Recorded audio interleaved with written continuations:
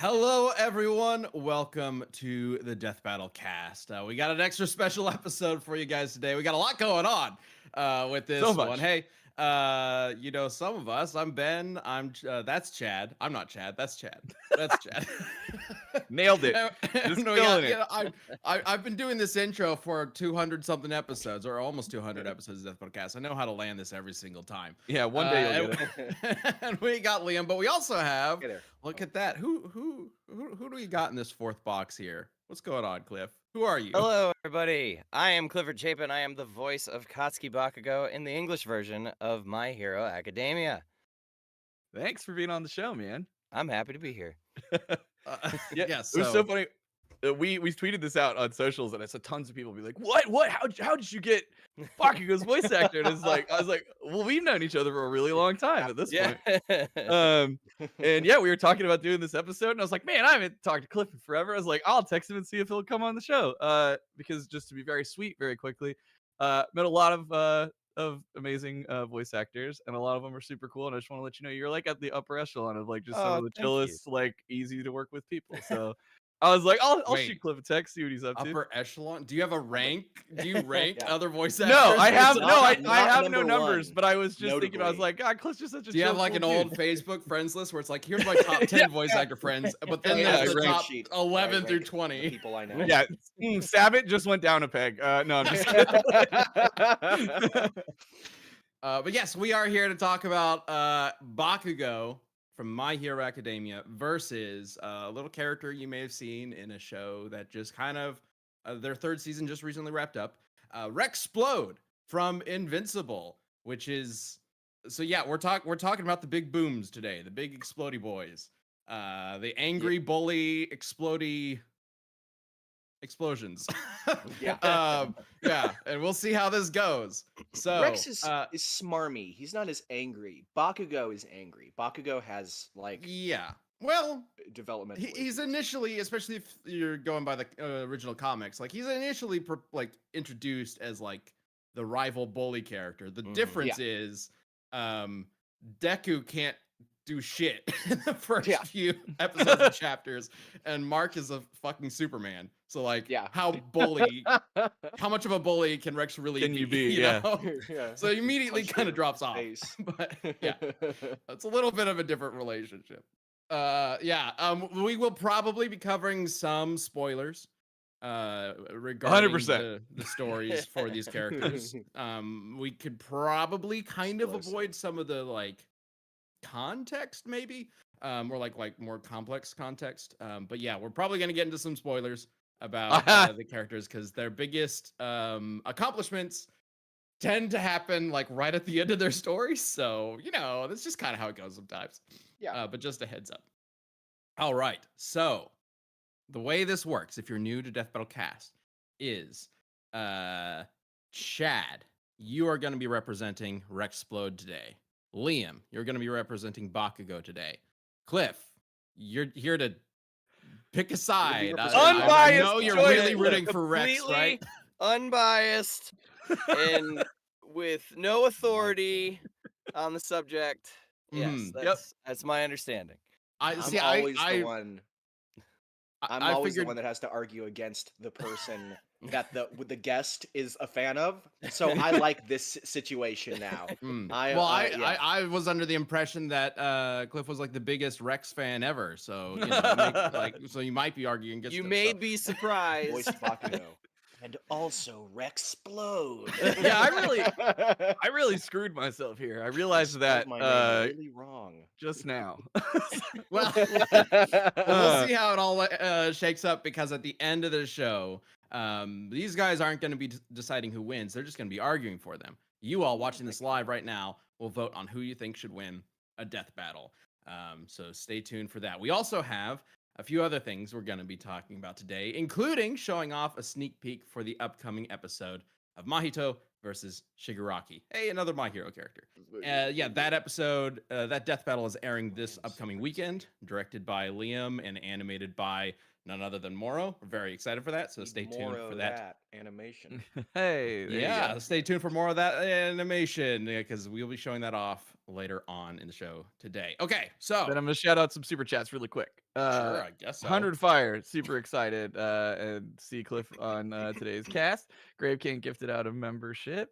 Gilded Data says Bakugo. Do you know about Bakugo versus Squidward? I assume that was for Cliff.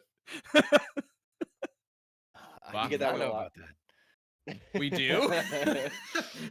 No, but we do get it. Getting it more than once per year is a lot for Squidward versus Bakugo. The meme of, if I had a nickel for every time. Yeah. 2 nickels. It's weird. It happened twice. And then Elcata says, "My glorious king, Rexplode. I'll do my best." All right. So, yeah, SpongeBob character is surprisingly powerful. We did SpongeBob in an episode, and he's maybe Squidward an unkillable demolishes god. Squidward beats. Just Okay. absolutely obliterates him. But that's not what we're talking about today. Well, there are a lot of potential matchups for Bakugo. We've Yeah. seen a lot of different ideas floating around, and we may actually be talking about more than one today, but we'll get to that later.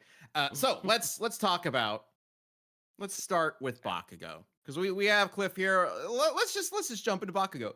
Liam, who the hell is Bakugo? What's his deal? Katsuki Bakugo, also known as Dynamite, which I had forgotten for the longest time until do I any of the looked this up characters because actually go by their hero names? only show Deku, ever? only Deku, and it's because like Izuku Midoriya is like too many syllables for me, dog. Isn't it like but Dynamite Bakugo- Hell Murder Explosion or something like that? It's Like something like that. Yeah, I think. Great explosion! Great explosion! Murder god dynamite. there you go. There it is. Yeah. That's what he proposes, and they're like, "No, that's not good." He is the rival to Deku. He is essentially the deuteragonist of My Hero Academia, and for people that didn't go to a liberal arts college, that means the secondary protagonist. There's two kind of co-equal, but Deku's obviously more equal. Right. He's extremely powerful. His ability is to he has nitroglycerin in his sweat, or his sweat is just literally nitroglycerin. And he can create explosions essentially with the gear that he has. He is insanely powerful. He uses his explosions not just to blow stuff up and to destroy, but also to zip around. He's incredibly mobile. He has tons of range.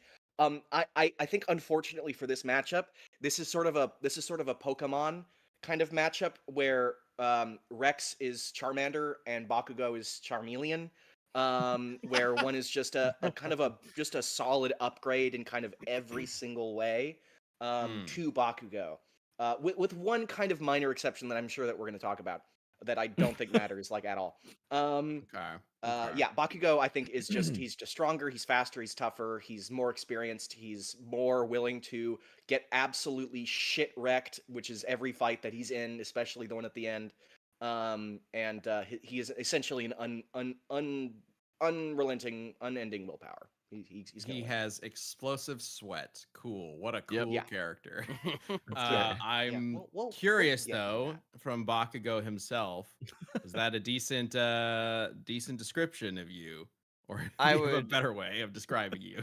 I would say, I mean, for the broad strokes, I would say that is accurate. There are some, depending on how hypothetical and whatnot, I know from some of the other Death Battle episodes, you guys can implement some of the various cheats the characters have used in the past, and from one of the movies that he has a pretty significant power up at one point.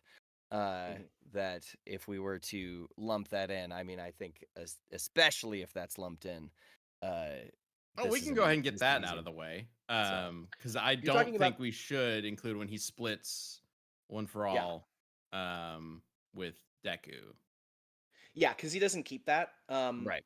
But it doesn't matter because by the end of the series, he is fighting All for One. Right. And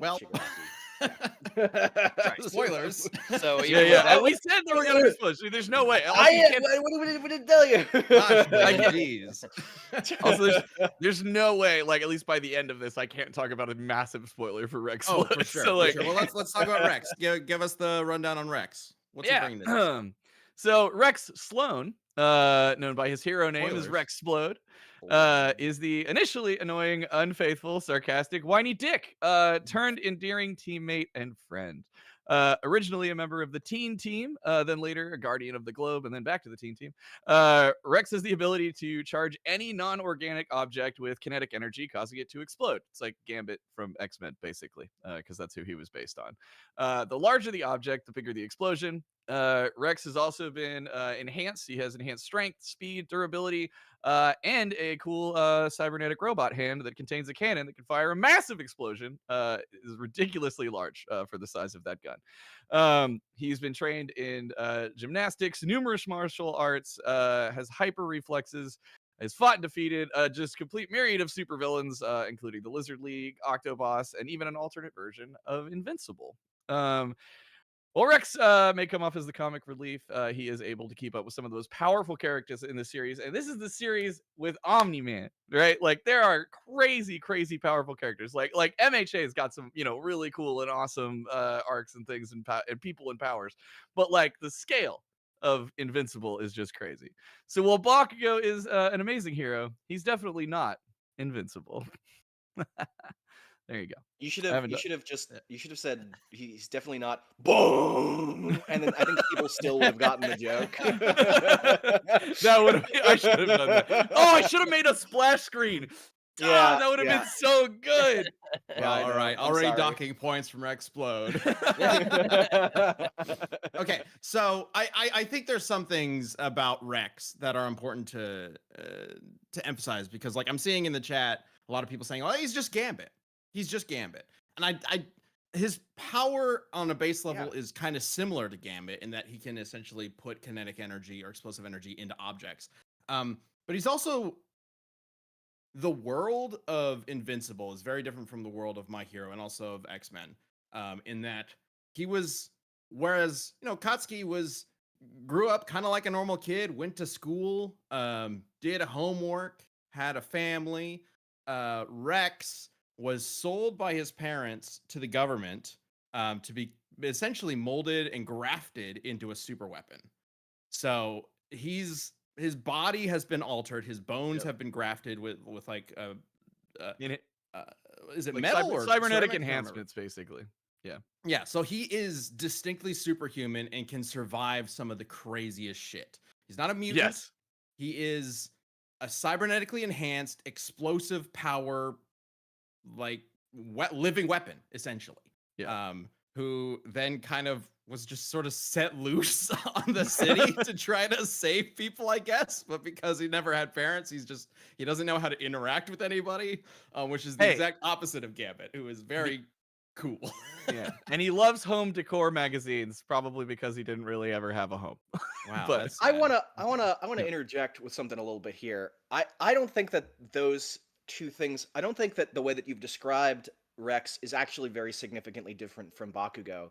Yeah, he went to school and had homework, and then he went to superhero school, and then he was essentially drafted into a fucking war as a child soldier against the devil and all of the devil's minions.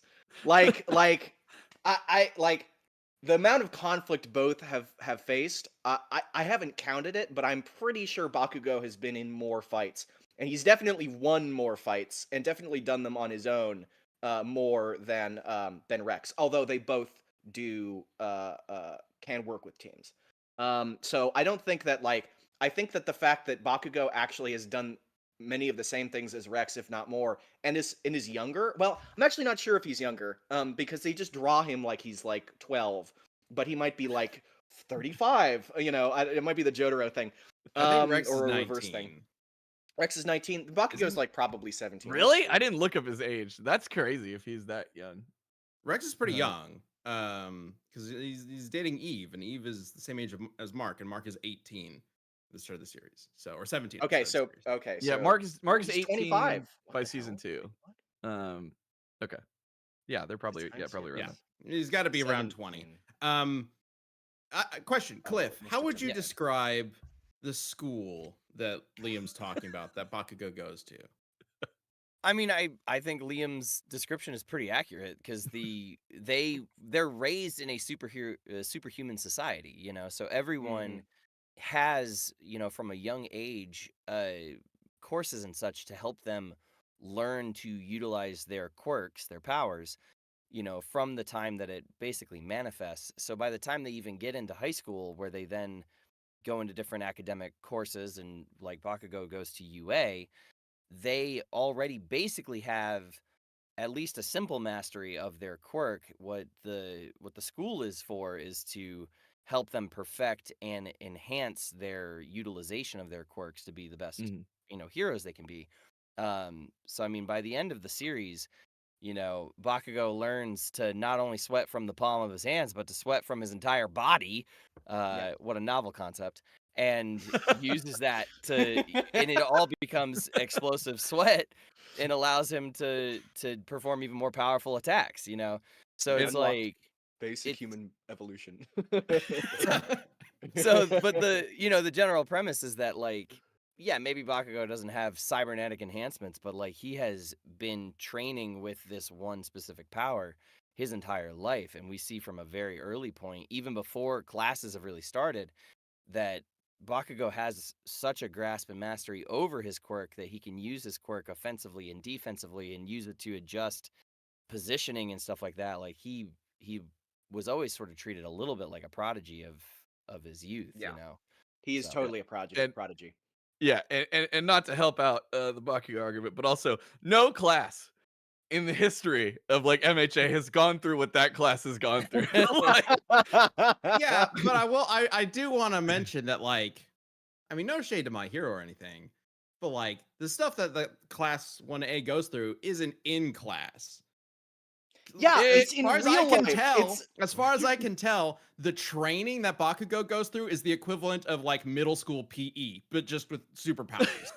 no. Like- I'm with you there. The school concept, it evolves. Let's say that it evolves quickly from the school setting to actual experience against fucking superpowered murderers. And let me remind you, the devil. I know he's not literally Satan, but he is the what devil. are you talking about? Satan does not Yeah. show up in My Hero. a All lot of for people were like, one. the devil, what? Yeah. All for one. Didn't you guys not watch the Shigaraki preview when I refer to him as the devil? Because that's what he is. I mean, he is the fucking Dark Emperor. He is the crime lord that wants to take over the world, and is one of the most powerful beings, probably the most powerful being in existence. All for One himself refers to himself as the Demon Lord. Yeah, exactly. Thank you. That's probably what made me make that. That's what literary inspired you comparison. subconsciously. Yeah. Yeah. All right, we should get into this because we got a lot to talk about. And then also, I just want to say, Lily Mandragon, though, is a longtime supporter, has a way to settle this. Says, Cliff, hypothetically, if we gave you and Jason Manzuka's explosives, do you think you could beat him? So just give the VAs explosives and see who wins. I genuinely, I feel like I just want to talk to that guy, because I was actually when I found out he played Rex Splode, I was like, oh my god, that's awesome, because I loved his work on Brooklyn Nine-Nine. Okay. So I was like, oh my god. So I would hope that it wouldn't come down to literal blows between he and I, but I don't know. So that meetup has to happen someday. You've heard it here. One day, hopefully. Maybe not with explosives. But maybe maybe not. with Yeah. Sorry. Thanks for clarifying that, Ben. We don't, if this comes across as Yeah, desk, yeah. You never know. All right, Chad. All right, so give me the lowdown then. What, yeah. What do you want to bring up for Rex? Yeah, so basically, Rex carries. He's got a series of batons he carries with him, and just like miscellaneous crap in his pockets, like BBs and golf balls, like a coin, whatever. Right? He just likes to have things because everything to Rex is a weapon, right? Whereas like, Bakugo's got his sweat, but like literally everything, the floor, a brick, like a rock, it doesn't matter. Anything is a weapon, and again, the bigger the size, the larger the explosion. So he's pretty versatile when it comes to weaponry because just it's things around him. I do want to say non-organic things, specifically carbon objects are not supposed to be able to be exploded by him. I'll talk a little bit more about a theory thing later. But anyway, if it's not alive, basically he can make it explode. That's kind of his whole thing.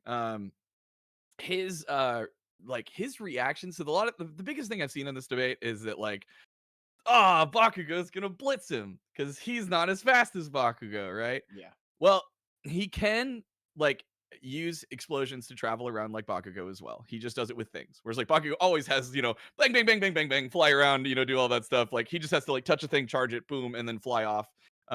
Because he is again incredibly skilled in like gymnastics and has hyper reflexes and things like that. So you've seen him explode off of a barrel to grab to a lamppost to flip around it and do stuff like that. So he's a lot more mobile than I think some people think. And that's because of I think the Invincible show, and you just see like everyone in that show is just constantly getting like slammed in the face with something.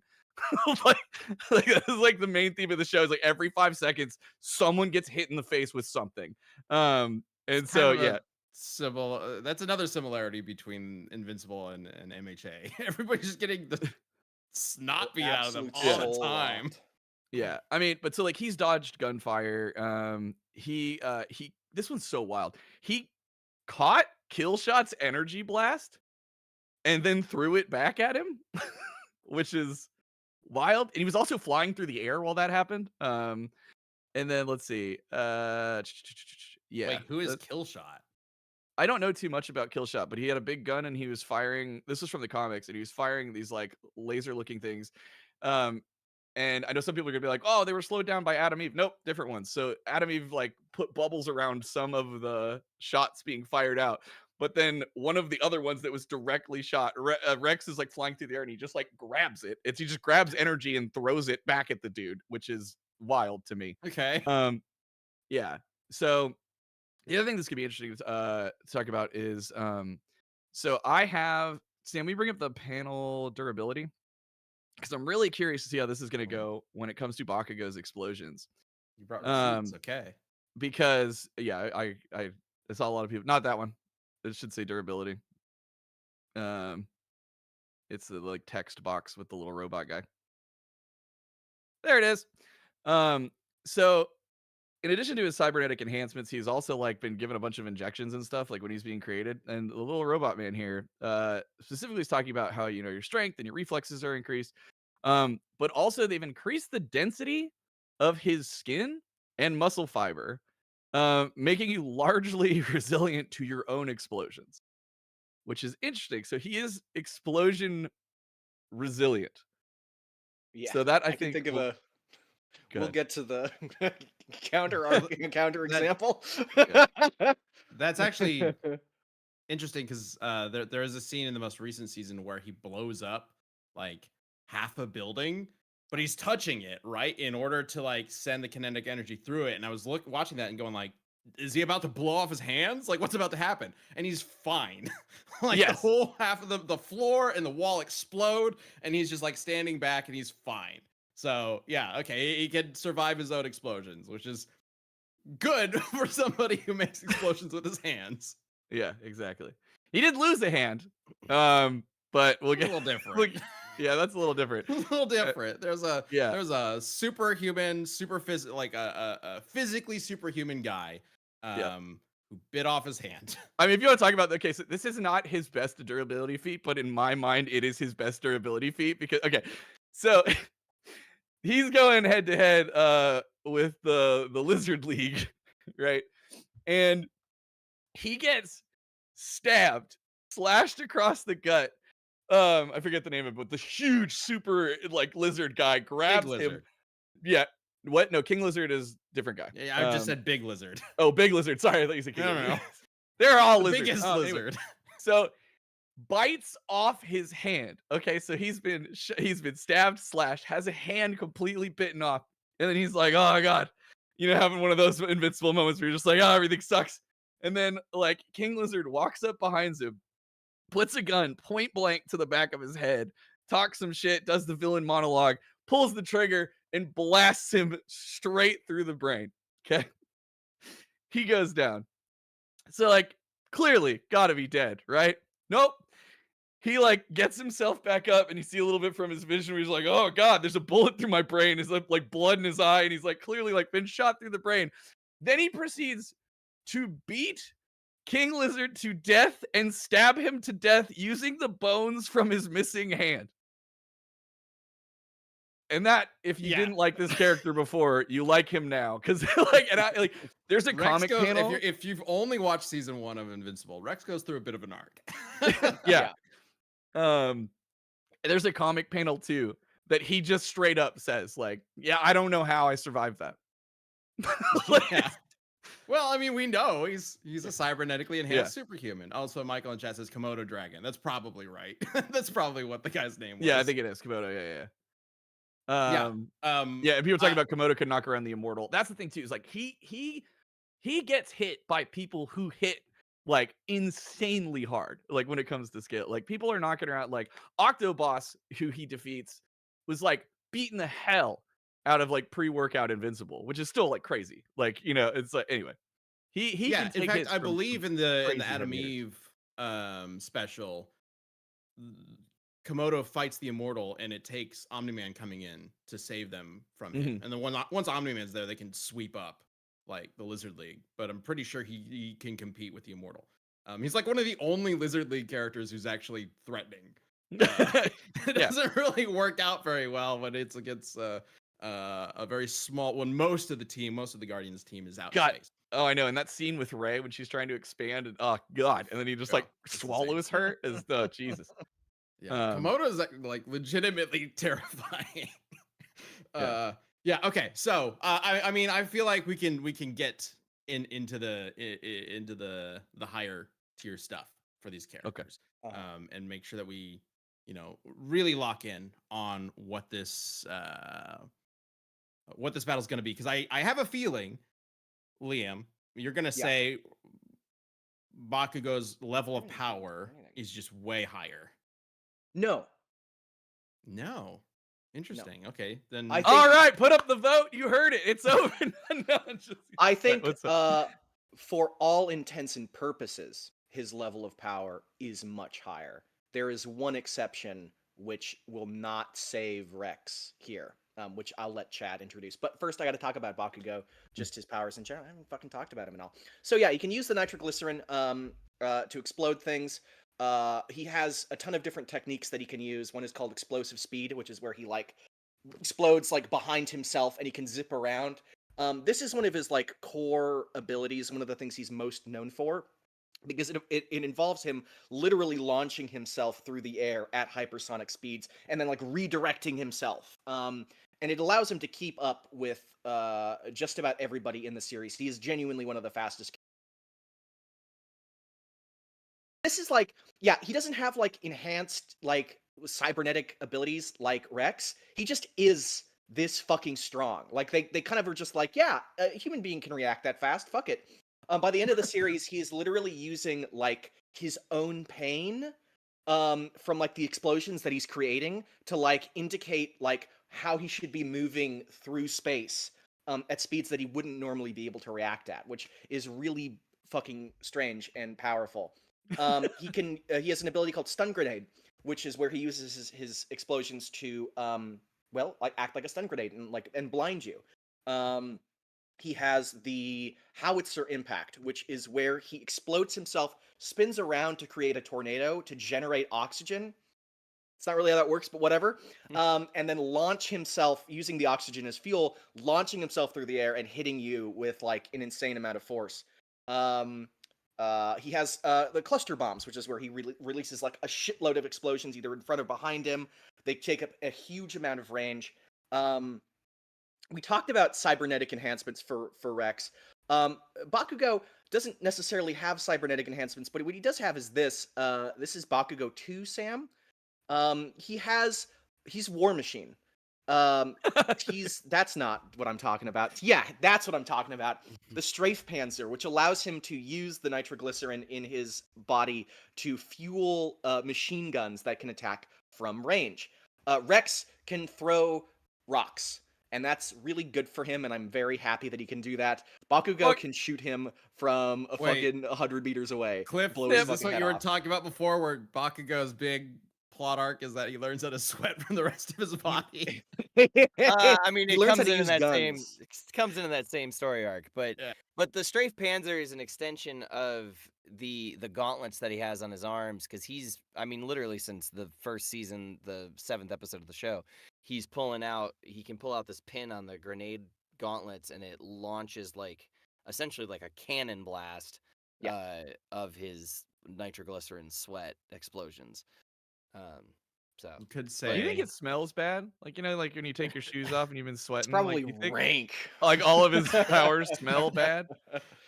somebody was telling me that nitroglycerin smells like caramel or something. Like they were saying it actually it smells very sweet, and so Interesting. a lot of people have Well, theorized that Bakugo yeah, actually smells glycerin, good. right? That's sugar, Okay. essentially, isn't it? it smells glycerin like is- caramel. Yeah. Glycerin is like sugar, right? I mean, that's essentially. I'm trying to remember exactly, but I believe that's it's similar to that. I could be Yeah. wrong. From the I'm sure someone in the chat can correct exactly what. Yeah. it said. Well, chat, let us know what you think Bakugo smells like. In the meantime, I'd like to talk about, you're talking about his stash of explosive sweat.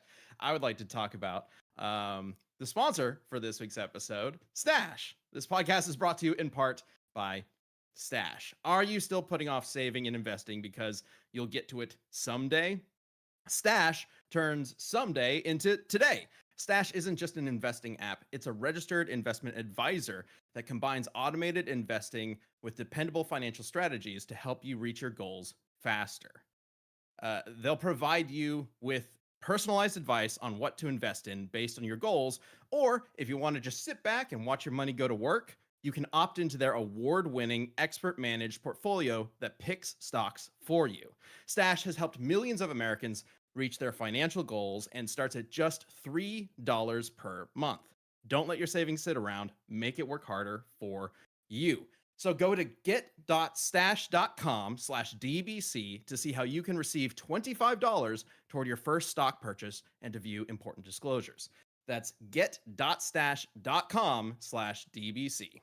Paid non-client endorsement, not representative of all clients and not a guarantee. Investment advisory services offered by Stash Investments, LLC, an SEC-registered investment advisor. And investing involves risk, and investments may lose value. Offer is subject to T's and C's.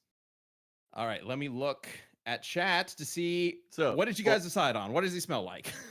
This is important to the debate. We need to know.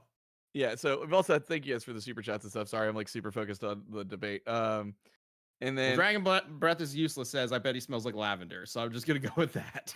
Perfect. Well, so one thing, in addition to Jonathan Avery, you can't spell Bakugo without B-O. B-O, I saw that one. That was good. So sorry, Sam, I totally told you the wrong name last time, but this time I'm gonna give you the correct name. Will you pull up hand cannon? Because Liam was like, oh, he's just throwing rocks around. So his hand cannon is absurdly ridiculous. So in the comics, it also really talks about how much more range he gets using this. In the comics, it also says he's supposed to kinetically charge it and then blast it, but it fires pretty quick in the show. So he's fighting Octoboss here, which Octoboss is this humongous squid monster thing, or I guess probably should have said octopus monster, but who was used to beating the hell out of Invincible pre-workout Mark. It was so really, really powerful. And so they're fighting each other. And this is what he doesn't even, in the show, he doesn't even realize he has it. In the comics, he does. He's looking at it and it's oh, this is going to be cool and useful. I mean, that tiny little, it's this big in his wrist and it pops out. He Spider-Man's it, right? He's and then just the size of that explosion is just ridiculous. And yeah, it's got pretty good range. I don't know its exact range, but so he's not just throwing rocks and pebbles around. He can, that would do some work. Also, the more armor and things and whatever that Bakugo has on him is actually a detriment because all Rex has to do is touch it and then those become explosives that are strapped to Bakugo. I wanted to bring that up. I wanted to ask a question. Mm-hmm. Do you guys think Bakugo can survive his own explosions? If they were directed at him? He does. Oh, here we go. It's actually shown all the time. He does. It is shown in the series that first of all, he feels recoil from the explosions, but he is able to endure them. And at one point, the character Monoma copies Bakugo's explosive power and sets off an explosion in Bakugo's face, and he just shakes it off. He was able to fight for 8 hours straight too, doing explosions. His stamina is essentially limited by how much his arms can take the recoil of his blasts. So Yeah, he Okay. definitely can. And the way the gauntlets work is they like store up the nitroglycerin sweat, right? Mhm. Yes. So Yeah. at any one given time, there's gonna be like what, half a gallon or whatever of just sweat in there ready to explode. Sure. Yeah. Yeah. Okay. So what happens if If Rex that's touches the enhanced. gauntlets? Yeah, right. Like, I think that's the key difference between them. Rex is never gonna fucking touch Bakugo. It's just literally never gonna happen. Bakugo is so much faster and more mobile. His entire Hmm. battle strategy relies on essentially flying through the air via explosions. The guns I brought up specifically to talk about, like, if he wanted to fight from range, he could do that. His explosions, Bakugo 1, Sam, if you could bring that up. The range of his explosions, the size of his explosions are well, that's, yeah, there you go, are absolutely fucking enormous, like the size of skyscrapers. He is so incredibly fast. If we want to get into higher end stuff, when he's fighting All For One is like zipping through the city, and Bakugo catches up to him from way farther away, and he does this via the speed of his own explosions, which obviously are now significantly faster than they were at the beginning of the series. So he's never really going to be within Rex's range. Like, Rex is, yeah, he can kind of jump around and do stuff like that. He can kind of do, like, that's why I brought up the Charmander Charmeleon comparison at the I was like, beginning. did Liam just I power always down? Is he actually a No. robot? Shut down. It's why I brought up the Charmander Charmeleon comparison at the beginning, because yeah, Rex can use explosions to launch himself through the air, and he can do flips. Bakugo zips like a missile through the fucking air and is fighting All For One, the most powerful being in the fucking series. He's fighting All For One by the end of the series. So he's just never really going to be. Rex is never going to have the option to do that. And even Well- if he does, Bakugo would just blow him up right in his face if they got that close, you know? So, all right, we can talk about speed. So we'll start low. So all right, you know, No, go straight into it. We're straight coming into it? up at Okay, the cool. end here. So So we've we're gonna seen, get the pull up in just a bit. Okay, so we've seen him fighting Duplicate, and she can dodge lightning. We have that set, and it's actually faster than lightning. It's like a third the speed of light, thanks to the handbook. But also, so the big thing is at the end of his story. So massive spoilers coming up. Rex is fighting an alternate universe evil Invincible, who is like tough. This is not like a weakened version of Invincible. This is like, I have conquered the world. Like, I am like fully evil and super fucking powerful Invincible. And so there's a point where they're like kind of talking shit to each other, and Rex like lets everybody leave or whatever, and he's all messed up. So this is he's got a stomach wound because that's what they love to do to him. And alternate universe evil Mark literally is like, I'm gonna kill you, and flies, like blast straight at him, and he dodges it, which is insane. Because we know how fast, like, I mean, like, Mark is incredibly fast. Like, I mean, we clocked Omni-Man in the episode at like 42 million times the speed of light, and we know Mark's not that powerful, right? But like, even if you half that, that's like 21 million times the speed of light. And like Mark was trying to fly at him and kill him, like that was his goal, and he straight dodges it, also with a gut wound. So there's a bit of an argument to be made there that his reactions, at the very least, are he's fast enough to dodge, you know, that, which is crazy.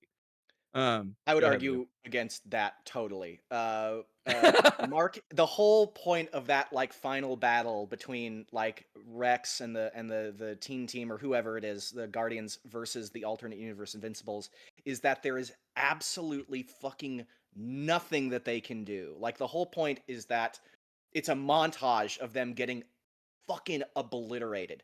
Even when Invincible Mark is like, or alternate universe Mark is like, I'm gonna kill you now. He is not being even like remotely serious. Rex might have been faster than he thought, but he's not like going all out whatsoever. I don't think that they scale like at all, and it doesn't really make sense in the story. Like, the point is that like the Viltrumites are like a solid level above almost every one of the other heroes except for like Eve. Rex is like really strong and powerful, but he's like fodder compared to them, and we get that proven because all the Guardians get their shit rocked.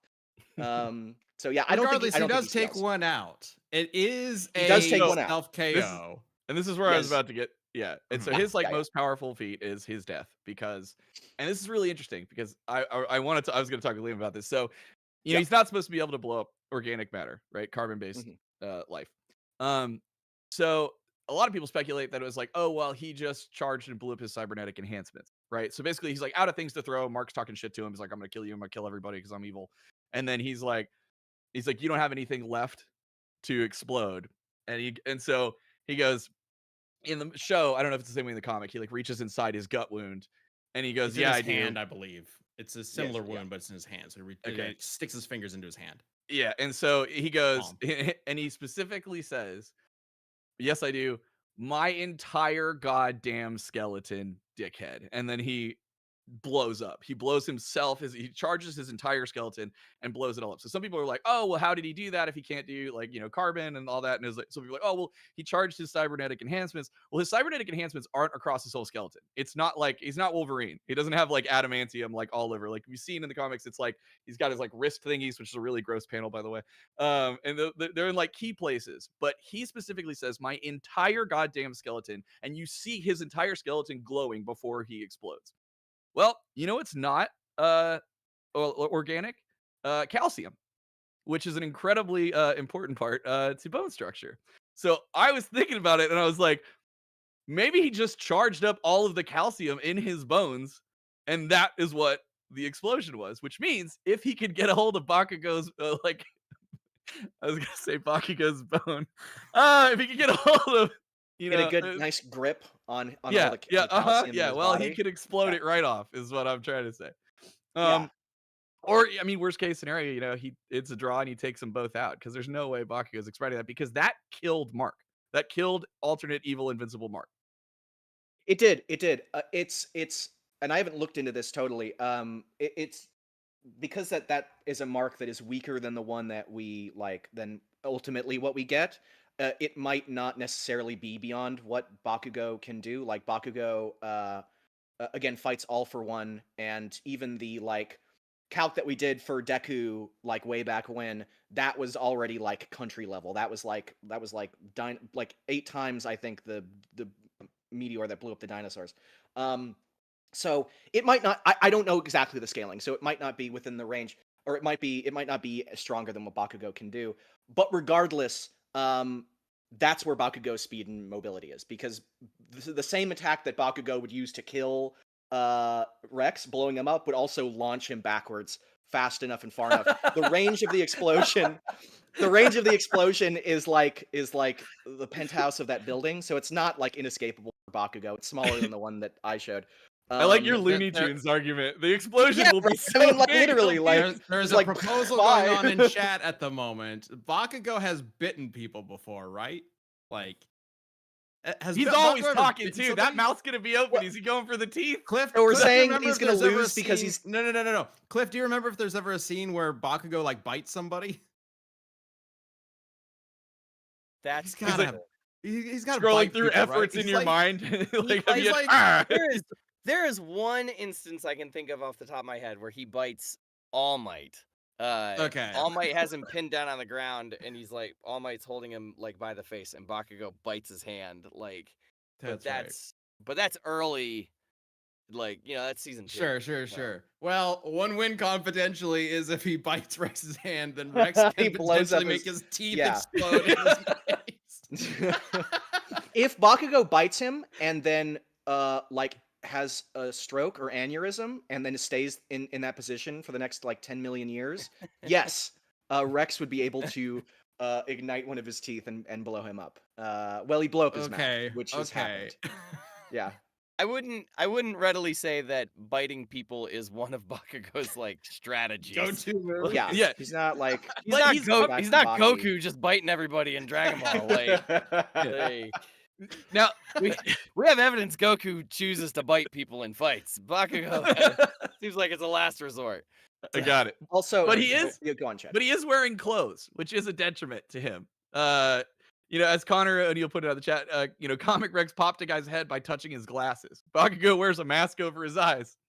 Yeah, I mean, Yeah. So it sounds like if if Rex can touch Bakugo, it's over for Bakugo. But Thank you, Kindred. Liam, your argument is that Bakugo is just so fast that's never going to happen, and also he can kind of attack at range, so it doesn't matter. And he I can also take don't think that explosions. if he touches Rex or Rex touches him, he dies. I don't think Rex's regular explosions are strong enough to kill Bakugo or really even like hurt him necessarily. We have some other things we need to touch on, including a sneak peek for the upcoming death battle that I want to get to in just a bit. So let's go ahead and start wrapping up this debate here. Liam, can you give us your final sort of statement? Yeah. For Bakugo? Shit ton stronger, faster, tougher, with the exception of the suicide move, which relies on Rex kind of like staying in place and not. Bakugo's mobility would allow him to escape the suicide move. He's better trained. He has more experience. His explosions would blow the shit out of Rex. Rex is a glass cannon. Bakugo is not a glass cannon. He's as tough as he is strong. He definitely just Rex. And Chad? First of all, he's not better trained. Rex has been trained in multiple martial arts and things and has been fighting since he was a child and is now 19 or whatever. So, like, a nice try on that one. But, but yeah, no, I mean, all Rex has to do is get a hold of Bakugo, and he is blowing that man up. And in the worst case, and again, sorry, the biggest argument is just that, like, as cool and amazing and wonderful as Bakugo is and MHA is, their world is not on the scale that Invincible is. Like, the scale of Invincible and the people that Rex has like taken blows from and has given blows back to, like, has just been like on a whole nother scale. I mean, like, evil Invincible Mark wiped out the Guardians of the Globe, was in the process of murdering all of them. He punched Rex square in the mouth. This is right before the explosion thing, like as hard as he can in the face. And yeah, he's a little messed up. It didn't feel good, but he survived it. Like, just the scale of the stuff that Rex has to deal with is on a larger scale than Bakugo does. And so all he has to do is just get one touch in and it's over. Thank you, everybody, for the super chat. PRS Hero does have an interesting argument that he makes for Bakugo, is that he is used to dealing with opponents with powers that specifically need to come into direct contact with something, like Uchako and Shigaraki himself. So he could figure that out. He could figure out what Rex's deal is and know to avoid it. So, okay, that's an interesting point. All right, I'm gonna bring up the poll in chat. You guys can start getting your votes in. But while that's happening, Baku, go to the polls. Cliff, has Chad convinced you of anything? No, not at all. Because why? Because we know from his own explosions and from the fact that he's taken an explosion from a copycat that Bakugo is resilient to explosions. So even if Rex were able to get a handle on Bakugo's clothes and make them explode, he would not die from such an explosion on his body. And then second, this is something from the manga, so I haven't exactly seen it, but I am pretty aware that maybe at some point Bakugo's nitroglycerin sweat restarts a heart at some point, possibly even his own. So even if Bakugo is hit bad enough, his sweat can restart his own heart and he can get back in the fight. Yeah, that's funny. So, well, I don't know if Rex has a healing mechanism in his cybernetic enhancements or explosions, so that's pretty significant. Cecil. But can he survive explosions from the inside? That's what I'm getting at. The teeth explosion, we know bones Rex exploding. I mean, if that's his own, if that is literally his only strategy, is boy, I hope this kid bites me. Then it's pretty clear that I should also Rex say doesn't have this is sort of unique. Bakugo's sweat is also, he can explode it in a delay. Like, he doesn't have to explode his sweat immediately, so he can literally like sweat onto Rex, zoom away, and then like blow him up. Like, if he's like, I'm gonna throw some sweat right into Rex's mouth, and then he zooms away. Yeah, that's it. If you want to get cuckoo with the fucking arguments, yeah. Bakugo's power is so fucking gross. Super gross. Why did everybody think he was so cool? Why does, like, in elementary school or whatever, when all the kids are like, oh, Bakugo's so cool. His power is literally sweat. How did he get to be the, like, popular kid? It's like Johnny Joestar. His power is nails, but it's like, oh, it's a gun. That's the idea. Look, the point is, it's from JoJo. You all know who to vote for, you damn nerds. Oh, Yeah. All right. Well, the votes are in with over Rigged. 1,000 votes. I And rigged if it it's still myself. going up, wow. So nice job, guys. Bakugo wins with exactly 69% of the votes. Nice. Nice. Yeah.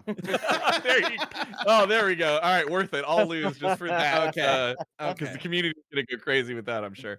So before we get to the sneak peek, there is one other thing I wanted to bring up, which was Bakugo versus Rex is not the only Bakugo matchup that we've seen floating around. There's another one that I think is pretty cool, and we even had a pitch for it from the Kickstarter.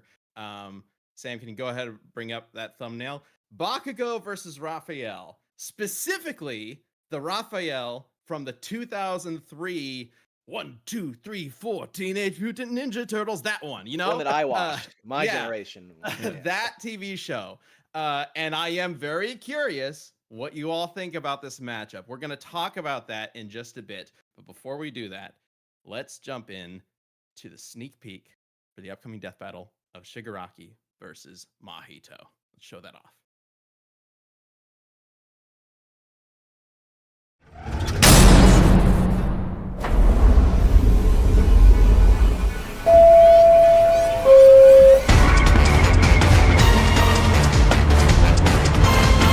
Now, decay! What a rush!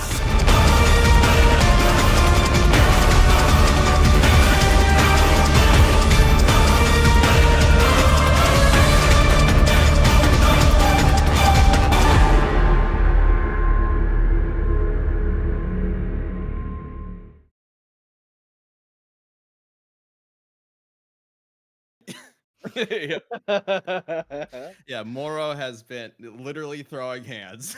Those shots that looked like they were from the anime, that was Moro too. That was all Moro. Dude, when we first started working on this, we were like, Moro, can you draw hands? And he's like, no. Well, I can't. And so he didn't. He didn't draw any hands. wow, like magic. All right. Well, we've got that episode coming up this weekend. Shigaraki versus Mahito debuts this Sunday, March 30th on the Death Battle channel. So I hope you guys check that out. And we will be talking about it in the next episode of Cast as well. There's a lot of behind the scenes stuff that we're excited to talk about. And here goes the membership gifting because we showed a sneak peek. So Famulator with 10, Orange Blaster with 5. Oh god, it's good. Gelatin Man with 5, and then Joe with the super chat. Thank you. Should we just be showing the sneak peek all the time? What the hell, guys? Just We got in a an war with hour. them the last time. They're like, you want to show it again? They're like, do it. Well, if you just tuned in and you missed the sneak peek, we'll show it again later on. But I do want to talk a little bit about Bakugo versus Raphael. Which some of you are probably like, what? Well, here's the thing. There's a lot of the like matchup suggestions for Bakugo are like, who's another character who causes explosions? And you know, that's cool, right? But there's the idea behind this one is it's a personality sort of test. It's and relationship sort of comparison. And the fact that this version of Raphael is very different from other Raphaels. I mean, at his core, he's the same. At his core, Raphael is almost never different than like, you know, he's crude, he's got an attitude, right? Like that guy. But this Raphael goes through some transformations, quite literally, that I think puts him at a level way above Bakugo.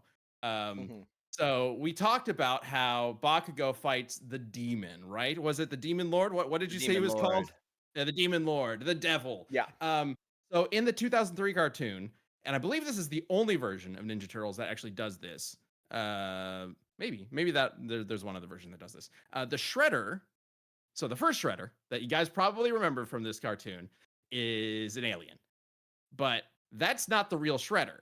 There is a real Shredder in the cartoon, and he becomes the main villain later on.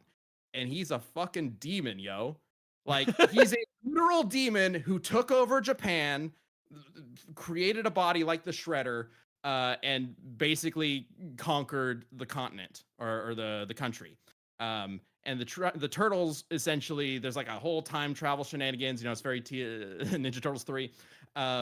And they have to fight Demon Shredder, the Tengu.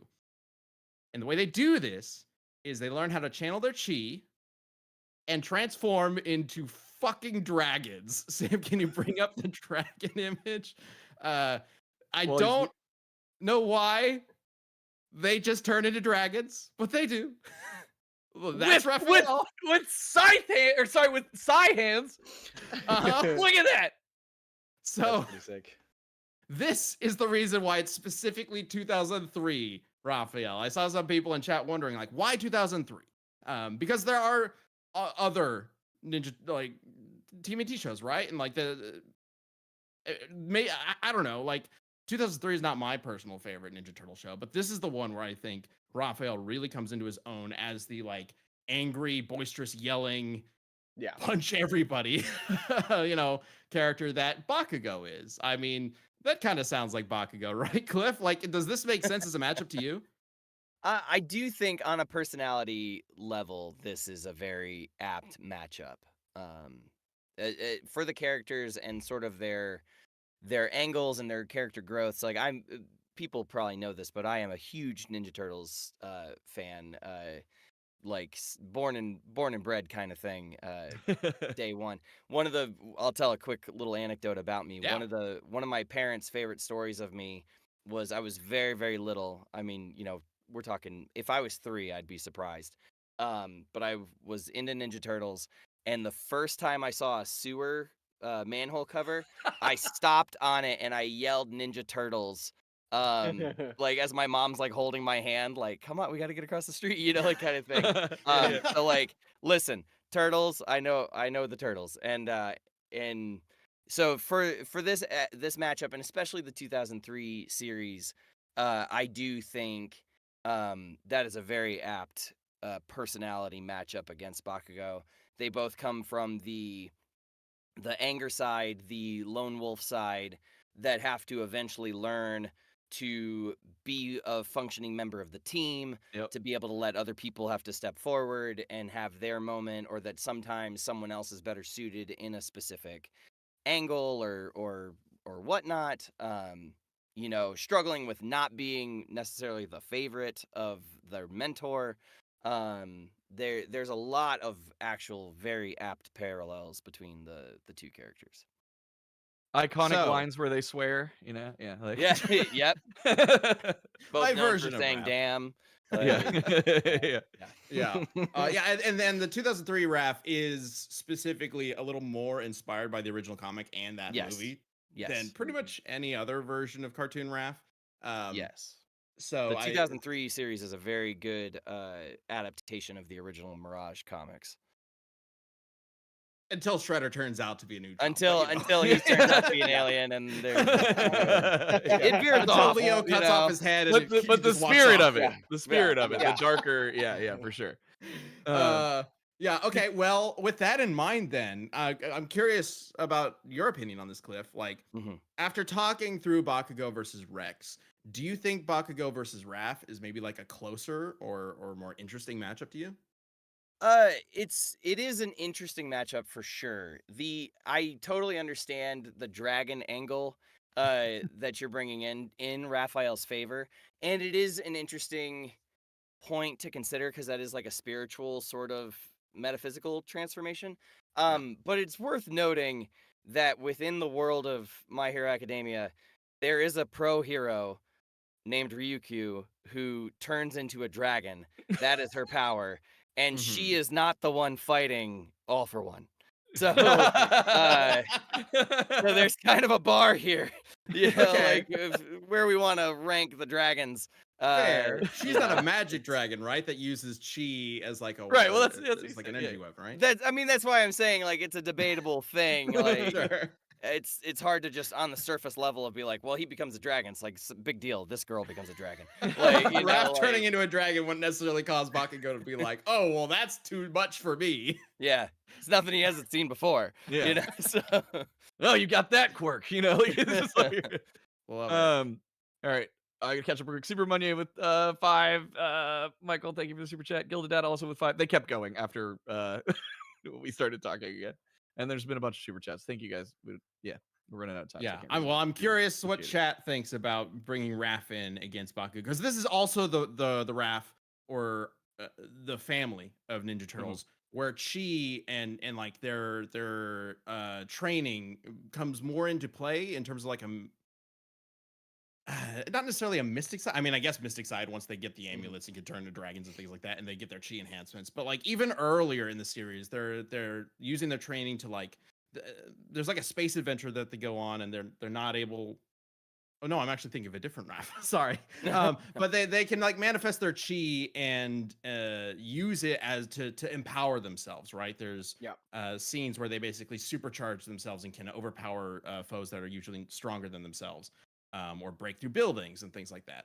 So it is like the most super powered I think any of the turtle iterations get, aside from maybe the like really hardcore anime one that came out much later. I was gonna say the old original animated series had the OVAs that were the Japanese OVAs where they become like the super turtles and like they have the armors and stuff. Like the armored ones. Those were the ones where I was like, I'm a little concerned about those ones. But yeah. Well, then I guess the second question to this is, if not this Raphael, is there a Raphael out there who, chat, you guys think would be a good pairing for Bakugo? Because I really think Raphael is a great pairing, like just from a base like character level, and it would be interesting doing a Bakugo matchup that isn't just whose explosion is bigger. Maybe there's more to the matchup than that, and something like Raphael, who is trained in a fighting style that Bakugo really isn't, could be a good comparison there. Rise, that's the one I was thinking of when I was talking about the other big animator.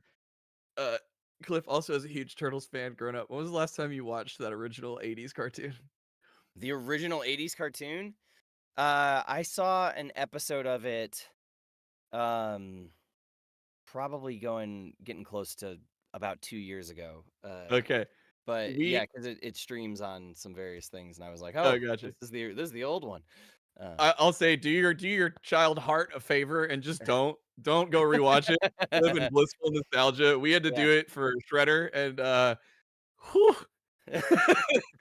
there's some episodes that are real rough. So just a warning. Let it live in happiness. Most recently, I have actually been going through the 2003 series. I actually am in the fast forward season. So I'm just past the mystic stuff where they became dragons and whatnot. Then they go into the future, and Raph can't figure out how any of the technology works. Right. Just frustrated by it.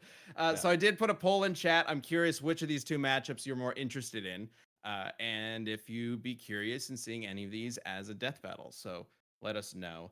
But yeah, I would love to bring in Raphael into a death battle, and maybe this is the one for him.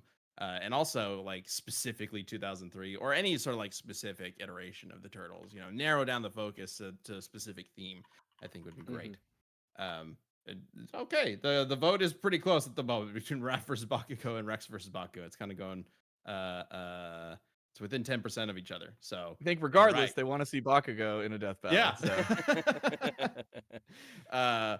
Love it. All right. Well, I think we will start wrapping up the show here. Cliff, thank you so much for jumping on, man. This has been super fun to have you here. Thank you guys for having me. I've had a blast. Where can everybody find you, and what should they be expecting from you? So the easiest place to find me, the places where I'm most active, is on the app formerly known as Twitter. And I got Blue Sky. Those are the two that I'm most caught up on for giving updates and posting things. I said, what should they be expecting of you? Like, I know, that's a weird way to word. Like, is there anything that's coming out? Yeah, right. I'm trying to think about things that I can actually talk about. You can actually talk about, yeah, because that's always the catch. Is it's always like, well, has it been announced? Have been announced? Yeah. Oh man, that is tough. I'm hoping we just wrapped recording on the first core of the final season of Dr. Stone. So the last episode of that should be coming out, I think, this week. and that's always very exciting. Literally, the catchphrase is "get excited." And there should be, I believe, don't quote me on this because I'm not 100% sure, that there should be 2 more cores later this year, as we finish up the season. So that's super cool. The Rascal Does Not Dream of Bunny Girl series is coming back, so I'm hoping that I get to reprise as Yuma in that whenever that comes out in English, which I have no idea. And then, of course, at the end of this year, we'll be doing the final season of My Hero Academia, the core series. So it's gonna be What a wild ride! It'll be a wild ride. It feels like yesterday. It was like, there's this new thing coming out, and we think it's gonna be the next Dragon Ball. Let's talk about it on Double Talk. Yeah, and I did the stream. I did the stream with you. It's funny because people there every now and again, every once in a blue moon, people come up to me and they talk to me about that stream, and they're like, "Did you know at the time that you were voicing Bakugo?" I was like, "No, like I just was on it because I was a friend of the people on it. Like they're like, you want to come and do this thing?" I was like, "Heck yeah, let's do it." And That's so funny. So then, it was like a few weeks later we did the auditions and I booked Bakugo. So it was completely. We should talk about that on the post show. We can get into that some more for sure. Yeah. For those of you who aren't champions, we do a members only post show recording that we then air later on in the same day that we do Death Battle Cast Live, which is every Tuesday at noon p.m. Central Time. So we'll talk about that and more. Thank you so much for joining us, Cliff. And thank you everybody who's watching this live. I know what you guys want to see. I know you want to see it again. So let's just show it again. Let's show that sneak peek again.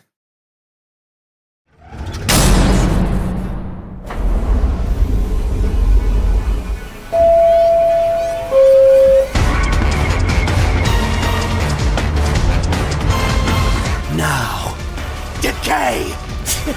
What a rush!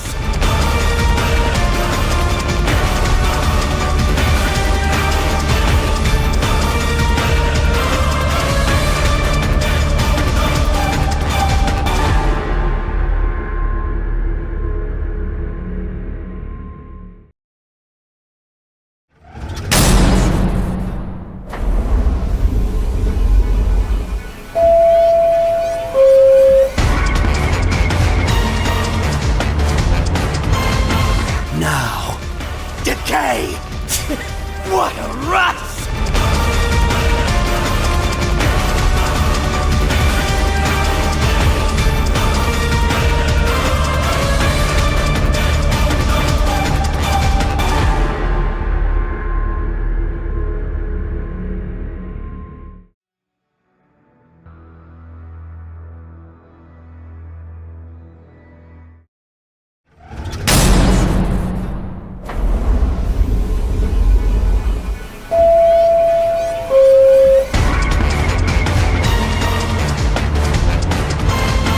Now, decay! What a rush!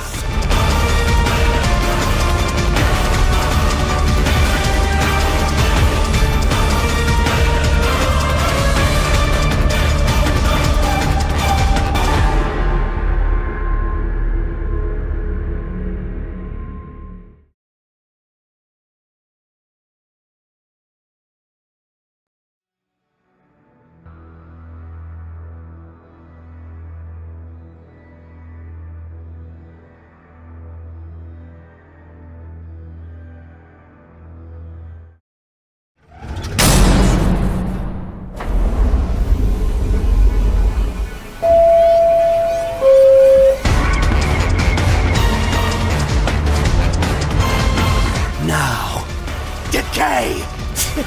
What a rush!